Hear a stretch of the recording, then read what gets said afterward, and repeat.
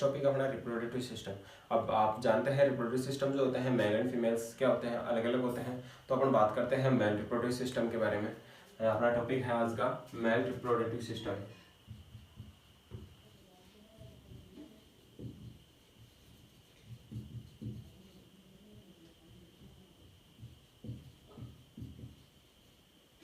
Male reproductive system, आज male reproductive system के बारे में बात करते हैं।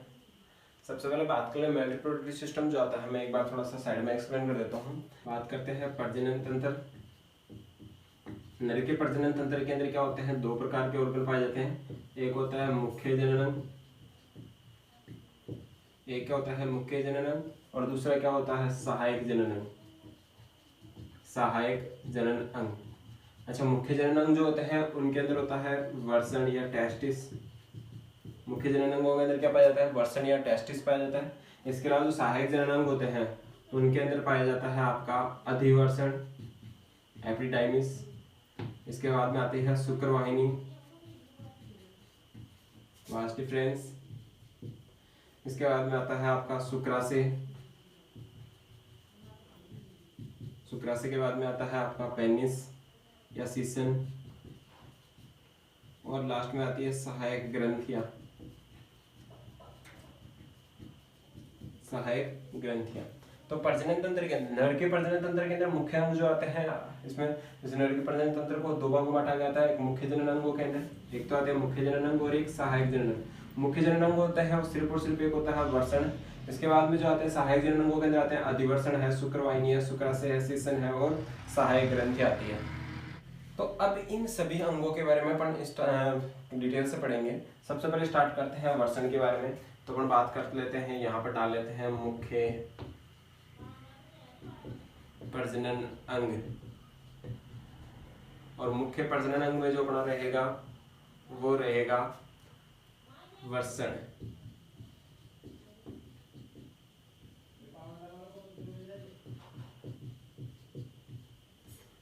टेस्टिस की संरचना, वर्षण की संरचना। तो अब बात करते हैं टेस्टिस की संरचना के बारे में।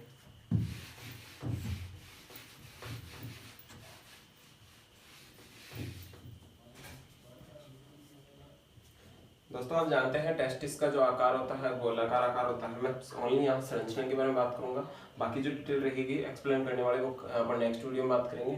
तो यहाँ टेस्टिस की स्ट्रक्चर के बारे में बात करते हैं। Structure of testis, structure of testis के अंदर बात कर लेते हैं। यहाँ पर जैसे स्ट्रक्चर जो पाई जाती है वो क्या होती है, लगभग गोलाकार या अंडाकार संरचना पाई जाती है। टेस्टिस की स्ट्रक्चर थोड़ा सा वापस सही से कर लेता हूँ उसको। इस प्रकार की स्ट्रक्चर प्रेजेंट होती है। ये ऊपर जाके क्या होता है, जो अपने एब्डोमेन जो स्किन होती है उससे अटैच रहता है, और ये आगे की तरफ भी ऐसे होता है एब्डोमेन से। अच्छा, बात करते हैं यहाँ पर टेस्टिस स्ट्रक्चर के अंदर कि यहाँ पर एक मोटा आवरण पाया जाता है।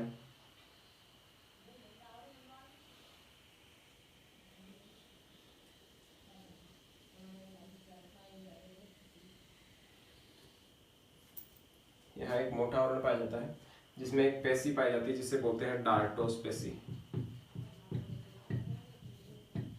वर्षण का बाह्य खोल जो बना होता है वो कौन सी पेशी से बना होता है, डार्टोस पेशी से। तो इसे आप वर्षण खोल भी बोल सकते हैं। इसमें स्मॉल हेयर स्ट्रक्चर प्रेजेंट होती है, स्मॉल हेयर पाए जाते हैं। तो ये बाहर वाली जो संरचना होती है इसे अपन बोलते हैं स्क्रोटम। स्क्रोटम या वर्षण खोल,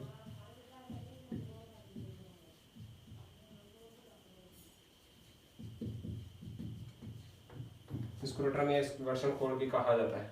डार्टोस पेशी जो होती है उसके दो मेम्ब्रेन होती है, एक एक्सटर्नल होती है, एक इंटरनल होती है। एक्सटर्नल जो मेम्ब्रेन होती है इसे कहा जाता है, इसे मैं यहाँ राइट कर देता हूँ। एक्सटर्नल जो मेम्ब्रेन होती है इसे कहा जाता है ट्यूनिका वेजाइनलिस।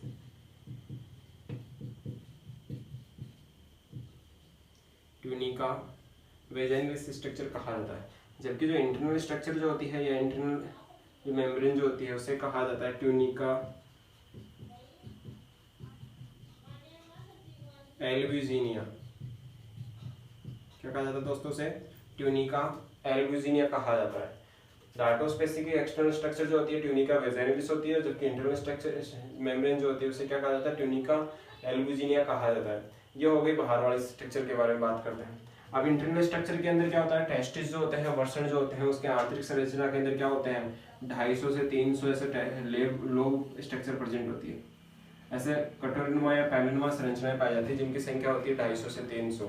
इस संरचना को कहा जाता है टेस्टिब्यूलर लोब, टेस्टिब्यूलर लोब। क्या पाया जाता है दोस्तों, एक विशेष प्रकार की पैलिनुमा संरचनाएं पाई जाती है जिसे टेस्टिबुलर लोब कहा जाता है। इन टेस्टिबुलर लोब में लोब की संख्या जो होती है एक वर्षण के अंदर वो होती है 250 से 300 टेस्टिबुलर लोब पाए जाते हैं प्रत्येक वर्षण के अंदर। तो टोटल समथिंग ये मान सकते हैं 500 से 600 क्या पाए जाते हैं आपके टेस्टिबुलर लोब पाए जाते हैं। अच्छा, इन टेस्टिबुलर लोब जो होती है इसके चारों मतलब बाहर की तरफ, या फिर अपन बोल सकते हैं कि डार्टोस्पेसी, या फिर अपन बोल सकते हैं इस स्क्रोटम और टेस्टिबुलर लोब के बीच के अंदर कुछ पदार्थ भरा होता है, कुछ सेल्स पाई जाती है। ये जो सेल्स होती है, यहाँ की जो सेल्स प्रेजेंट होती है, इन्हें कहा जाता है अंतरालीय लीडिंग सेल्स कहा जाता है। क्या कहा जाता है दोस्तों, इसे अंतराली या फिर लीडिंग सेल्स कहा जाता है।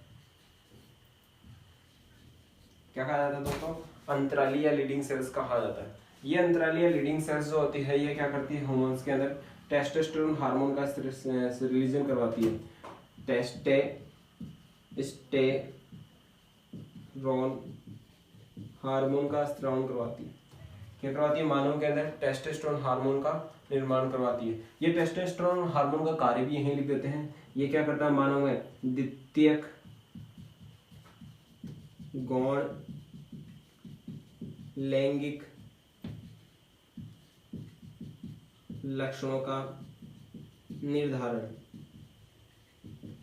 नर के अंदर जो द्वितीय गौण लैंगिक लक्षण होते हैं, जैसे दाढ़ी मूंछ का आना, आवाज का भारी होना, त्वचा का सख्त होना या त्वचा का सांवला होना, जनांगों पर बालों का उगना, जनांगों का परिपक्व होना, ये सारे जो कार्य होते हैं वो टेस्टोस्टेरोन हार्मोन की वजह से होता है। तो टेस्टोस्टेरोन हार्मोन जो होता है कहाँ से रिलीज होता है, अंतरालीय लीडिंग कोशिकाओं के द्वारा।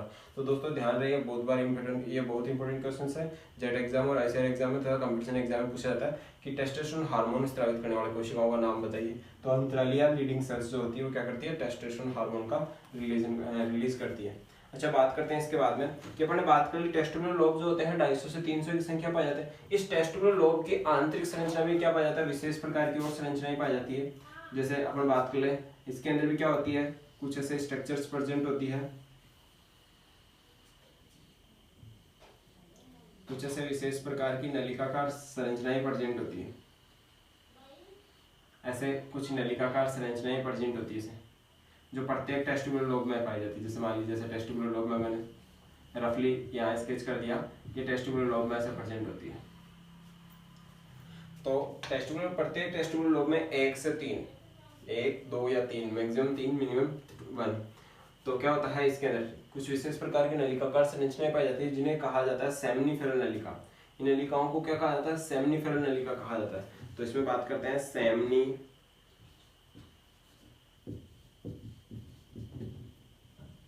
सेमनीफेरल नलिकाएं पाई जाती है।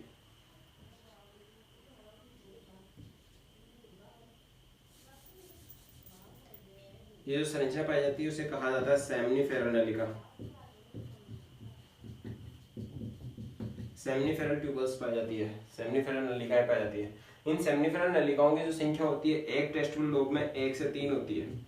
कितनी दोस्तों, एक टेस्टिबुलर लोब में 1 से 3 होती है। इसमें अपन बोल सकते हैं 600 से 700 क्या पाई जाती है, टोटल एक वर्षण के अंदर सेमनीफेरल नलिकाएं पाई जाती है।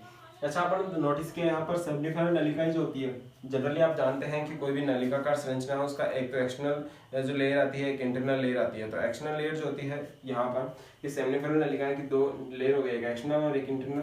एक्सटर्नल जो लेयर होती है इसे कहा जाता है, अपन एक्सटर्नल लेयर को यहाँ शो कर देता हूँ मैं। एक्सटर्नल लेयर जो होती है उसे कहा जाता है ट्यूनिका प्रोपेरिया। कौन सी होती है एक्सटर्नल लेयर, ट्यूनिका प्रोपेरिया।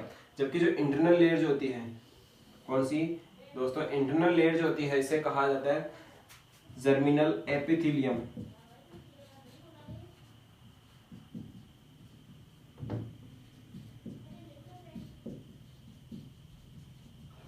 क्या कहा जाता है दोस्तों, इसे जर्मिनल एपिथेलियम कहा जाता है।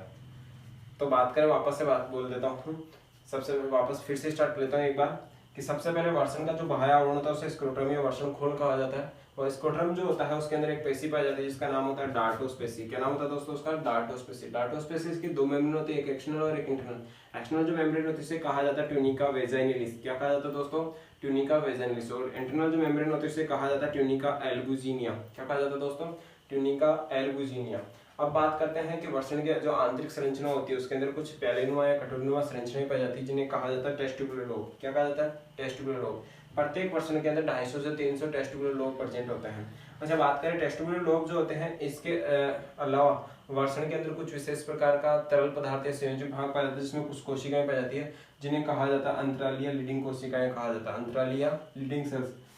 अंतरालीय लीडिंग सेल्स जो क्या करती है? टेस्टोस्टेरोन हार्मोन का रिलीज करती है। इसके अलावा जो आती है ये जो टेस्टोस्टेरोन हार्मोन होता है ये नर में क्या करता है? द्वितीय गौण लिंग लक्षणों का निर्धारण करता है। इसके बाद में बात की अपन टेस्टिकुलर लोब जो होते हैं, टेस्टिकुलर लोब में विशेष प्रकार की नलिकाकार संरचनाएं पाई जाती है जिन्हें कहा जाता है सेमनीफेरल नलिकाएं। क्या कहा जाता है? सेमनीफेरल ट्यूबल्स।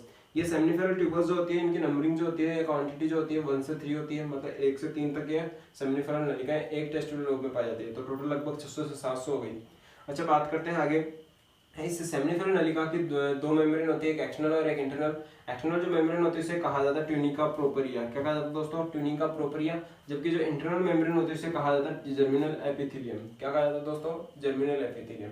अच्छा, अब इस जर्मिनल एपिथेलियम के बारे में बात कर लेते हैं दोस्त। थोड़ा सा मैं इधर वापस स्केच कर लेता हूँ सेमनीफेरल नलिका को इजीली, कि सेमनीफेरल जो नलिकाएं होती है इसकी एक एक्सटर्नल लेयर हो गई और एक हो गई इसकी इंटरनल लेयर हो गई।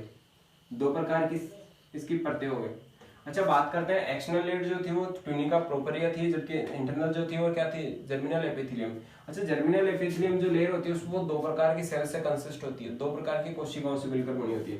कुछ कोशिकाएं गोलाकार होती है जबकि कुछ क्या होती है? अंडाकार होती है। कुछ कोशिकाएं गोलाकार कोशिकाओं की संख्या ज्यादा होती है जबकि अंडाकार कोशिकाओं की संख्या कम होती है। कुछ कोशिकाएं गोलाकार जबकि कुछ कोशिकाएं क्या होती है? अंडाकार होती है। जो गोलाकार कोशिकाएं होती है उन्हें कहा जाता है स्पर्मेटोगोनिया।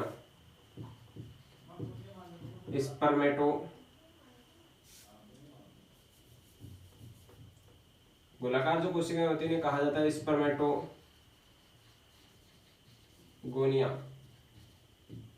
क्या कहा जाता है उन्हें? स्पर्मेटोगोनिया या फिर आदि जनन कोशिकाएं, आदि जनन सेल्स, आदि जनन कोशिकाएं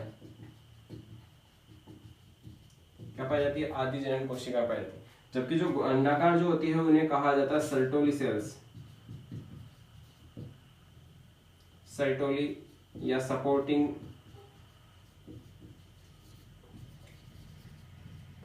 सेल्स होती है। टू टाइप्स की सेल्स होती है, इनमें राउंड सेल्स जो होती है गोलाकार जो कोशिकाएं होती है स्पर्मेटोगोनिया या फिर आदि जनन कोशिकाएं कहा जाता है, या फिर अपन बोल सकते हैं पीजीसी, प्री जनरेटिव सेल्स भी बोल सकते हैं, पीजीसी भी बोल सकते हैं। इसके अलावा जो अंडाकार कोशिकाएं होती है वो क्या होती है? सर्टोली कोशिकाएं होती है। अच्छा, स्पर्मेटोगोनिया जो होता है वो क्या करता है? आगे जाके सेल डिवीजन से, मियोसिस सेल डिवीजन से, मियोसिस मींस सूत्रीय विभाजन के द्वारा क्या करता है? शुक्राणु निर्माण का कार्य करता है। क्या करता है? शुक्राणु निर्माण का कार्य करता है। दोस्तों किसका कार्य करता है? शुक्राणु निर्माण का कार्य करता है। ये जो आपकी स्पर्मेटोगोनिया या पीजीसी है ये अर्धसूत्रीय विभाजन के द्वारा क्या करती है? अर्धसूत्रीय विभाजन भी लिख देता हूं मैं कि अर्धसूत्रीय विभाजन के द्वारा, अर्धसूत्रीय विभाजन के द्वारा किसका निर्माण करती है? शुक्राणु का निर्माण करती है। इसके अलावा जबकि सर्टोली या सपोर्टिंग सेल्स जो आलंबन कोशिकाएं जो होती है ये क्या करती है? ये कोशिकाएं इन शुक्राणुओं को पोषण देने का काम करती है। तो शुक्राणुओं को पोषण प्रदान करना, इनका क्या हो गया? शुक्राणुओं का क्या करती है? पोषण प्रदान करती है। इस प्रकार की एक अपन बात कर सकते हैं टेस्टिस की स्ट्रक्चर होती है। अच्छा, बात करते हैं वर्षण जो होता है वो क्या होता है? वक्षण नाल के द्वारा ऊपर उदर गुहा से जुड़ा रहता है, तो इसे बोल सकते हैं वक्षण नाल। वक्षण नाल, वक्षण नाल संरचना के द्वारा क्या होता है? ये उदर गुहा से जुड़ा होता है। वर्षण जो होते हैं वो उदर गुहा से बाहर लटके होते हैं। इसका रीजन भी होता है, तो अपन बाद में बात करेंगे कौन से ऐसे जीव है जिनके अंदर जो वर्षण होते हैं हमेशा बाहर की तरफ लटके होते हैं। कुछ में जनन के समय आते हैं, कई जीवों में अगर वर्षण बाहर नहीं है तो उससे क्या समस्या होती है, तो ये नेक्स्ट वीडियो में बात करेंगे। आज अपन बात करने वाले सिर्फ और सिर्फ टेस्टिस के इंटरनल स्ट्रक्चर के बारे में। तो यहाँ क्या होती है कि ये जो जुड़े होते हैं वो किसके द्वारा होते हैं? वक्षण नाल के द्वारा जुड़े होते हैं। अब ये वाली जो संरचना हो गई अपनी यहाँ तक, ये हो गई अपनी टेस्टिस की संरचना होगी। किसकी हो गई? टेस्टिस की। इसके ऊपर वाले पाई जाने वाली जो संरचना होती है वो होती है आपकी यहाँ से, ये होता है अधिवर्षण। क्या होता है दोस्तों? अधिवर्षण, जो कि इसमें आता है सहायक जननांग वगैरह।